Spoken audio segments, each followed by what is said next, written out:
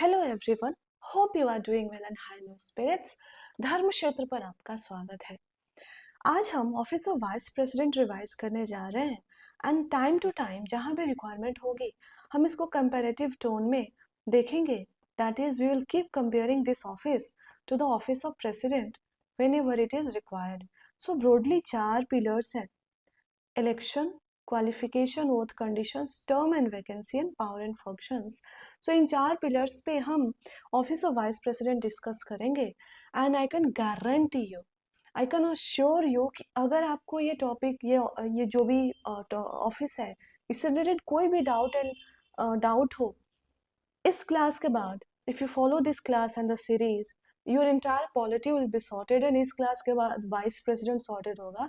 And if अगर आप उन कैंडिडेट्स में से आते हैं जो जिन्होंने you are confident with the office of vice president, so you can take it as a revision class, और यकीन मानिए इसके बाद आपको दोबारा रिविजन करने की भी आवश्यकता नहीं होगी।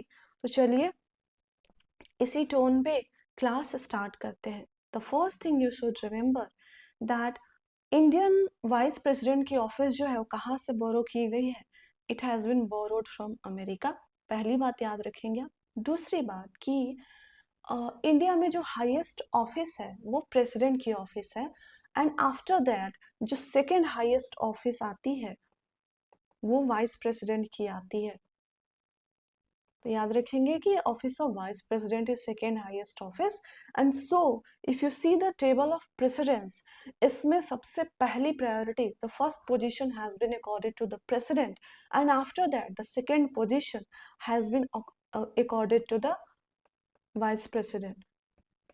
सो ये आप 3 बातें एज ए इंट्रोडक्शन याद रखेंगे and let's directly go to the first topic, first pillar, that is election to the office of vice president.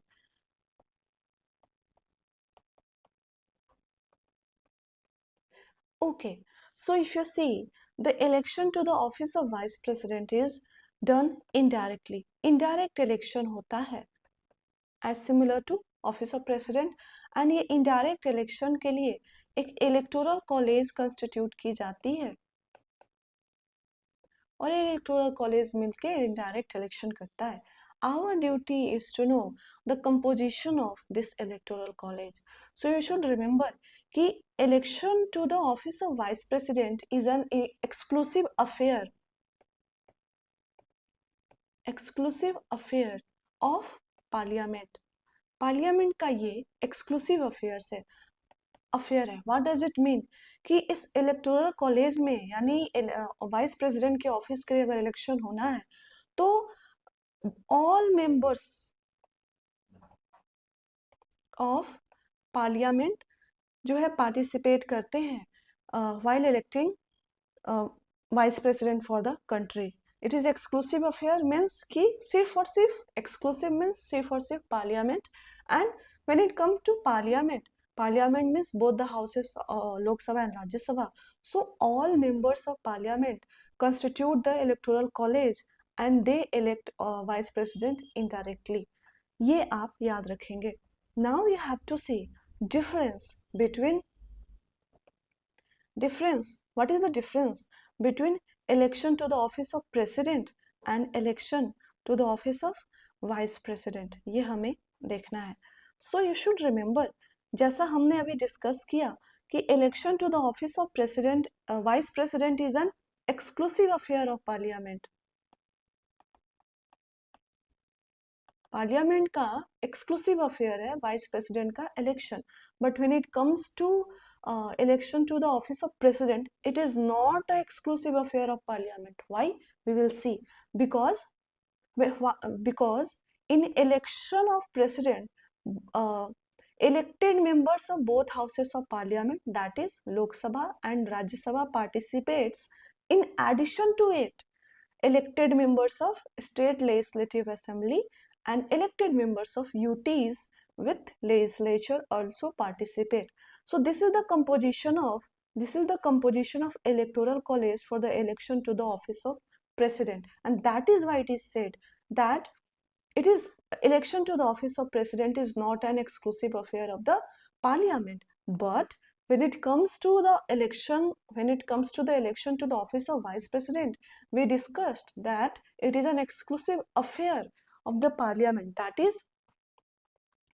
only members of parliament participate in the electoral college. साथ ही साथ याद रखेंगे कि यहाँ पे हमने देखा प्रेसिडेंट के केस में कि only elected members are eligible for casting vote when it comes to election to the office of president, but when it comes to election to the office of vice president, both elected and nominated, that is all members of parliament are eligible for casting vote when it comes to election to the office of vice president. So ये difference है. Vice president का election exclusive affair है parliament का. क्यों? क्योंकि सिर्फ और सिर्फ जो इलेक्टोरल कॉलेज होती है वो सिर्फ उसमें member of parliament he participate करते हैं. स्टेट्स का कोई रोल नहीं है, यूटीज का कोई रोल नहीं है. और यहाँ पे दोनों elected and all members of parliament, that is दोनों elected and nominated members participate करते हैं. But when it comes to election to the office of president, it is not an exclusive affair, क्योंकि पार्लियामेंट के elected members के साथ साथ state legislative assembly और UTs के भी मेंबर्स पार्टिसिपेट करते हैं. और यहाँ पे सिर्फ और सिर्फ इलेक्टेड मेंबर्स पार्टिसिपेट करते हैं. ये आप याद रखेंगे. इसके अलावा अगर हम प्रोसेस की बात करें कि व्हाट इज द मेथड और मैनर जिसके थ्रू इलेक्शन होता है, तो it is same to the जो मैनर है election, manner for the election to the office of vice president, it is same as that of election to the office of president. और ये manner क्या है? Proportional representation by means of single transferable vote. याद रखेंगे आप. और ये जो वोटिंग होती है ये सेक्रेट बैलेट के थ्रू होती है. एंड ये मेथड इंश्योर करता है कि जो भी विनिंग कैंडिडेट है ये एब्सोल्यूट मेजोरिटी से विन करके आए. ये याद रखेंगे आप. मैनर आपने देख लिया, सेम है to that of the president. Proportional representation by means of single transferable vote. Voting secret ballot से होती है. ये इंश्योर करता है कि जो भी विनिंग कैंडिडेट है वो एब्सोल्यूट मेजोरिटी से विन करके आए. And lastly, related to doubts and disputes related to election.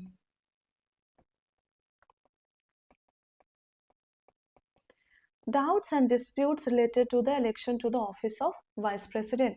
याद रखेंगे आप कि all doubts and disputes related to the election to the office of vice president are inquired into and decided by Supreme Court.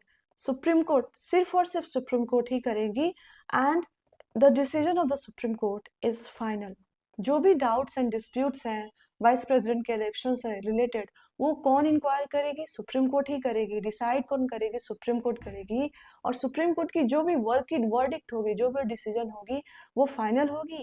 And that's why it is said that when it comes to election of vice president, supreme court का जो restriction है उसको कहते हैं original and exclusive. Original means at first instance आप किसी high court के पास नहीं जा सकते, आप किसी डिस्ट्रिक्ट कोर्ट के पास नहीं जा सकते. आपको जाना है तो कहाँ जाना है? डायरेक्ट सुप्रीम कोर्ट जाएंगे. एंड एक्सक्लूसिव मीन्स सिर्फ और सिर्फ only supreme court can entertain disputes and doubts related to election to the office of vice president. So ये आप इसको स्क्रीनशॉट ले सकते हैं, या फिर मैं तो कहूँगी कि आप सिर्फ सुनिए नहीं, एक बार इसको ऐसा लिख लीजिए, चीजें आपके माइंड में बहुत सॉर्टेड हो जाएंगी. So we have dealt with the first pillar, that is election. Now we will be dealing with qualification, oath and condition. So first start with qualification. So if you want to contest election to the office of vice president, there are certain conditions that you need to fulfill for being eligible for that post. And what is the first condition? That the person should be citizen of India. Second condition, the person should be at least 35 years of age. Third condition, the person should be eligible for being qualified as member of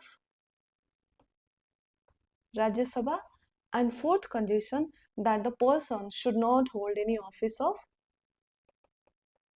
profit. ये आप याद रखेंगे. साथ ही साथ constitution has said that sitting president, sitting vice president, sitting governor in a state, and sitting minister, both union and state minister, they are not considered as holding office of profit, so they are eligible. A sitting president, a sitting vice president, sitting governor, and sitting minister is eligible for contesting election to the office of vice president. So this is the qualification. ये आप बिल्कुल याद कर लेंगे. चलिए, qualification के बाद हम देखते हैं ओथ. ओथ को ही अफर्मेशन बोलते हैं. सो याद रखेंगे कि before entering upon the office of vice president the winning candidate has to subscribe an oath. अब इम्पोर्टेंट बात यह है कि विनिंग कैंडिडेट को कौन ओथ एडमिनिस्टर कराता है. तो you should remember that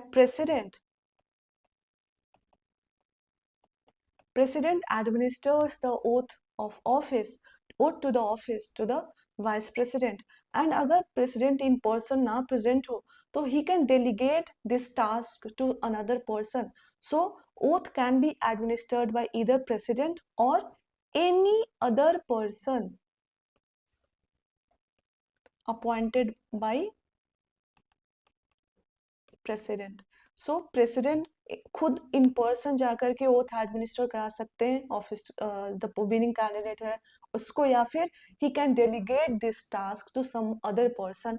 and ये डेलीगेशन प्रेसिडेंट को स्पेसिफाई करना होगा कि this person in my behalf will administer the oath to the oath to the office to this winning candidate. ये आप याद रखेंगे.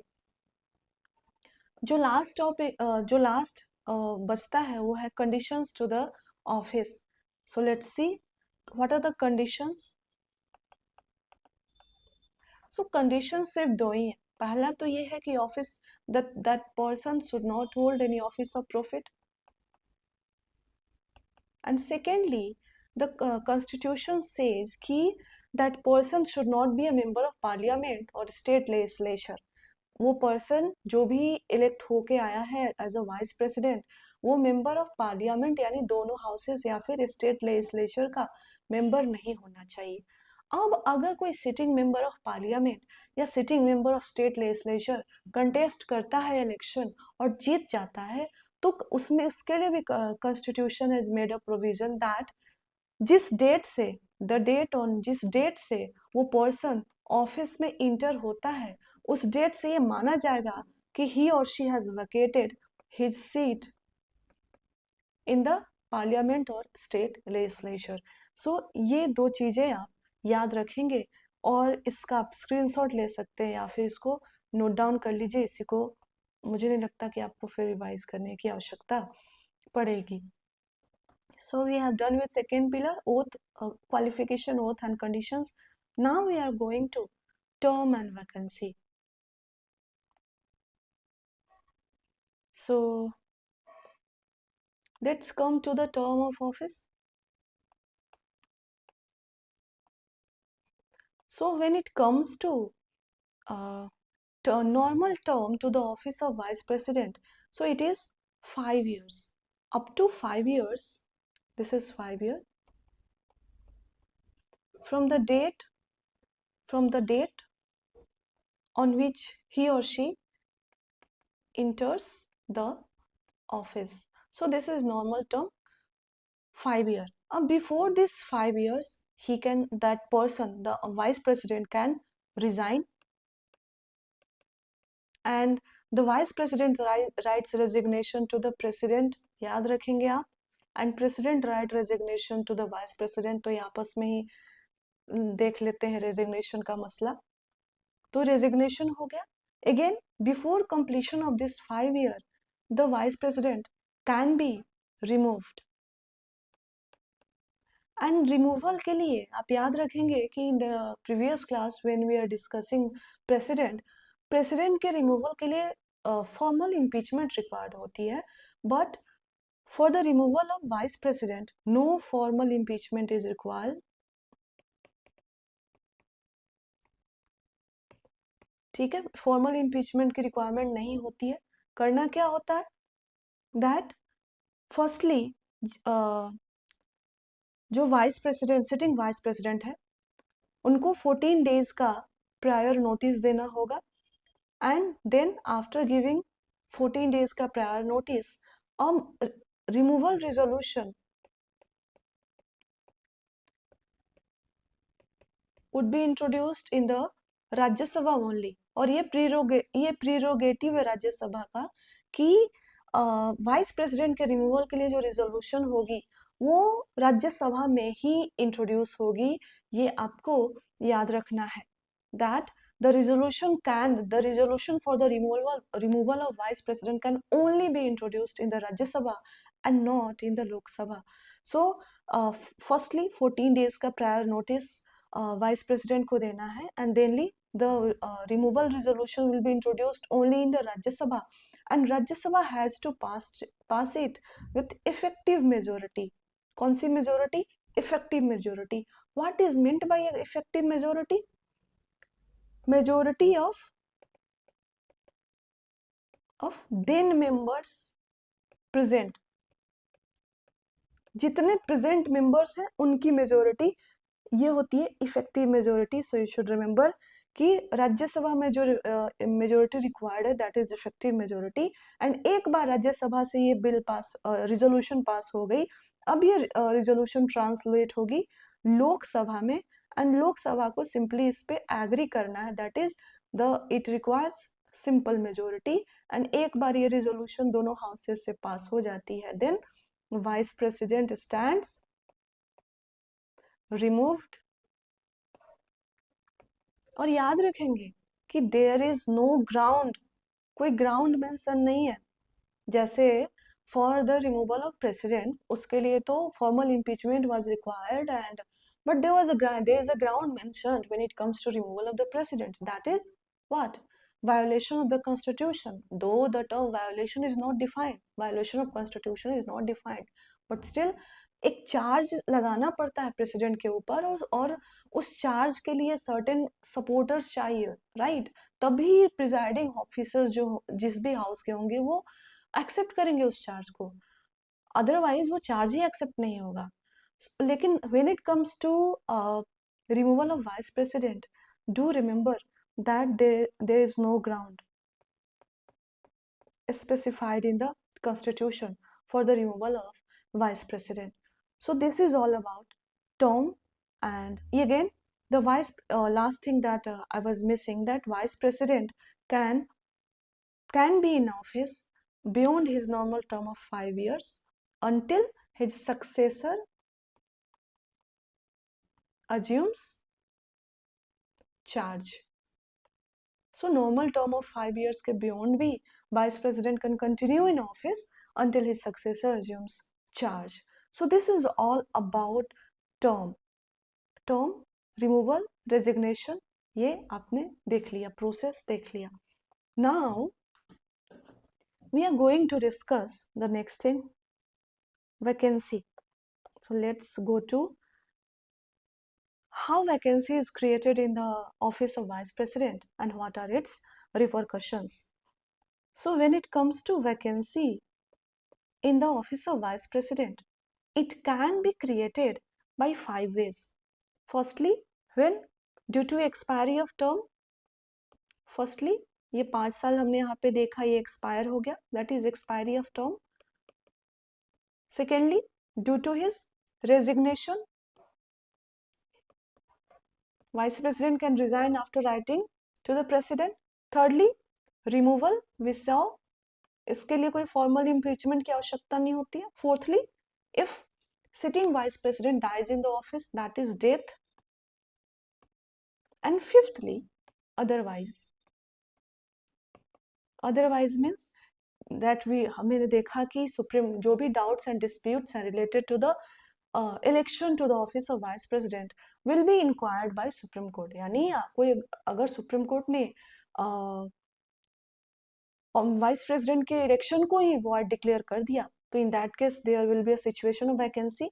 तो इस तरह के सिचुएशंस को अकोमोडेट करने के लिए फिफ्थ ग्राउंड रखा है, जिसको कहा गया है otherwise. So these are the 5 ways in which through which there एक वैकेंसी क्रिएट हो सकती है in the office of vice president. अब सबसे देखेंगे कि इसके रिपरकशंस क्या है। when when there is expiry in the office, when there is vacancy due to expiry of term, constitution has clearly mandated कि सिटिंग वाइस प्रेसिडेंट के office से बाहर जाने से पहले इनकमिंग वाइस प्रेसिडेंट का इलेक्शन हो जाना चाहिए। यानी 5 ईयर का टर्म है, दिस इज 5 ईयर, इसकी एक्सपायरी की वजह से वैकेंसी होने वाली है। तो in this case constitution has said कि ये जो सिटिंग प्रेसिडेंट है ये अपना टर्म पूरा करे, यानी 5 इयर्स पूरा करे और ऑफिस छोड़े, उससे पहले इनकमिंग प्रेसिडेंट का इलेक्शन हो जाना चाहिए। और अगर ऐसा नहीं होता है और एक टर्म के एक्सपायरी की वजह से वैकेंसी होती है और इनकमिंग प्रेसिडेंट का इलेक्शन नहीं हुआ, तो sitting president will continue in the office as long as his successor is not elected and assumes his charge। ये आप याद रखेंगे। This is the repercussions when vacancy occurs due to expiry of term. Now let's see what are the repercussions when there is a vacancy in the office of vice president due to resignation, removal, death and otherwise. So in these 4 scenarios, constitution says that if there is a vacancy in the office of vice president due to resignation, removal, death or otherwise, the election should be held as soon as possible। ये बिल्कुल आपको याद रखना है कि इन 4 circumstances में constitution ने कहा है कि जितनी जल्दी हो सके as soon as possible election held कर लेना है when there is a vacancy due to resignation, removal, death और otherwise। It means कि अगर इन 4 situation due to these 4 conditions vacancy होती है, so there is no time limit within which election should be held। लेकिन यही अगर आपने president को रिवाइज किया है या प्रीवियस क्लास फॉलो किया है, we have discussed that constitution has clearly stated that if there is a vacancy in the office of president due to resignation, removal, death or otherwise, within 6 months election to that office should be held। लेकिन when it comes to vice president, क्या कहा है constitution ने? As soon as possible, जितनी जल्दी हो सके आपको इलेक्शन कराना है इन 4 सर्कमस्टांसेस में। सो डू रिमेम्बर कि कॉन्स्टिट्यूशन ने कोई टाइम लिमिट नहीं दिया है, याद रखेंगे। एंड अगेन इस इन चारों केसेस में जो भी newly elected vice president will come, he और she will remain in the office for a full term of 5 years। ये आप याद रखेंगे। So this is about term and vacancy. ये बिल्कुल आप इसको फ्लो चार्ट के फॉर्म में जैसे पढ़ाया जा रहा है आप नोट डाउन कर सकते हैं या फिर स्क्रीनशॉट ले सकते हैं, जैसी आपकी इच्छा हो। The last thing that we have to discuss is yes powers and functions of vice presidents. So we have reached to the conclusion of the class almost. So let's discuss powers and functions। Basically it is a singular topic, बस नाम इसको थोड़ा सा lucid कर दिया गया है। So what are the powers and functions of office of vice president? 2 important powers हैं that you should remember। Firstly, the vice president act as ex officio chairman of Rajya Sabha। The most important function of vice president is to act as ex officio chairman of Rajya Sabha, and in this capacity जो when vice president acts as ex officio chairman of Rajya Sabha, most of his powers and functions are similar to the Lok Sabha there are some various exceptions also that we'll discuss when we will discuss parliament. So firstly you should remember that most important function, अगर UPSC आपसे पूछती है कि what is the most important function to the office of vice president, you should say to act as ex officio chairman of राज्य सभा। और साथ ही साथ ये भी आप याद रखेंगे कि एज सच वाइस प्रेसिडेंट की ऑफिस के लिए कोई सैलरी या फिर रिम्यूनरेशन नहीं है। Suppose X person gets elected as vice president, तो this X person will not enjoy salary or remuneration due to his position of vice president. This X person, because of being vice president, he will act as ex officio chairman. Because of being this person X, by virtue of being vice president, will act as ex officio chairman of Rajya Sabha, and in that capacity only he will withdraw salary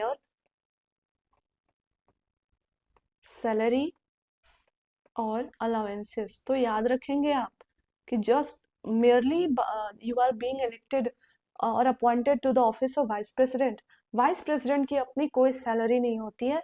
vice president जो भी salary withdraw करते हैं that is withdrawn in the capacity of x official chairman of Rajya Sabha. Please याद रखिए ये exercise, ये example आपको ये क्लियर कर रही होगी। Secondly, the second most important function that you should remember, that the vice president acts as president.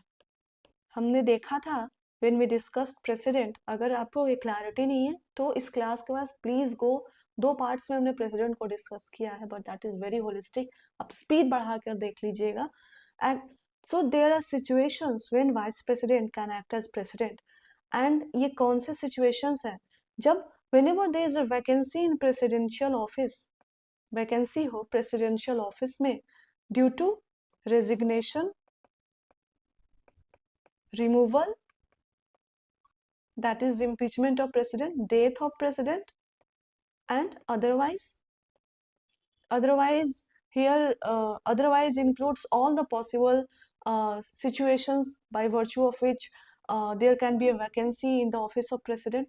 So in this 4 scenario, when there is a vacancy in the office of president due to resignation, removal, death of or otherwise, the constitution envisages the possibility of vice president to act as president. So in 4 situations में vice president will act as president, and also the constitution clearly mentioned that in 4 scenarios में जब भी presidential office में vacancy resignation, removal, death और otherwise की वजह से हो रही है, in these 4 scenarios within 6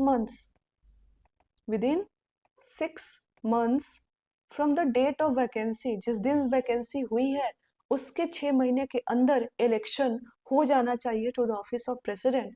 सो यहाँ से हम डिराइव करते हैं कि vice president can act as president for maximum 6 months.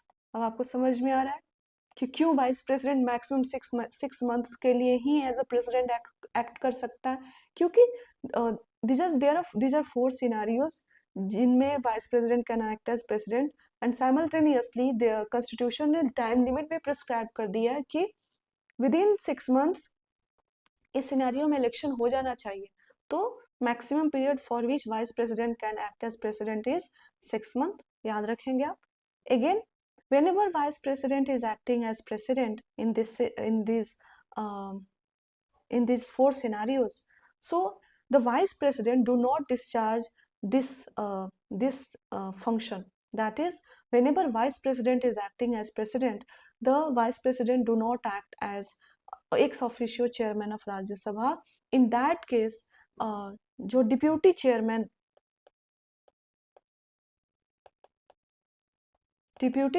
है, that discharges all the functions of vice president, ये आप याद रखेंगे। So this is all about vice president, छोटा सा टॉपिक है, एंड आई होप कि ये बिल्कुल क्लियर हो गया हो आपको।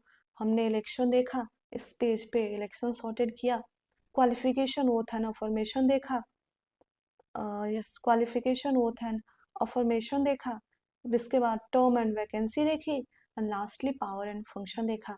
सो with this we conclude this topic of vice president.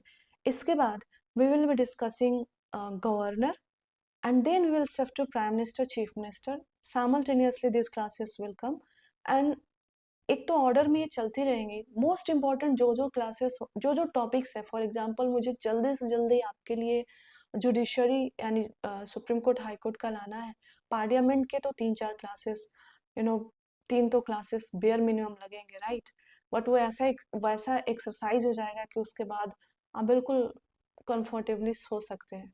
So and local government की जो टॉपिक है, फंडामेंटल राइट्स, डीपीएस पेज तो ठीक है, फंडामेंटल राइट्स के आपको जितने फंडामेंटल राइट्स है उतनी क्लासेस लगेंगी. तो simultaneously I will keep bringing this parallel topics so that चीज़ें बहुत जल्दी जल्दी मूव करें और आपको भी जल्दी से क्लास मिल जाए, सो दैट लास्ट में बर्डन ना हो. सो with this tone I wish you very good luck and thank you very much.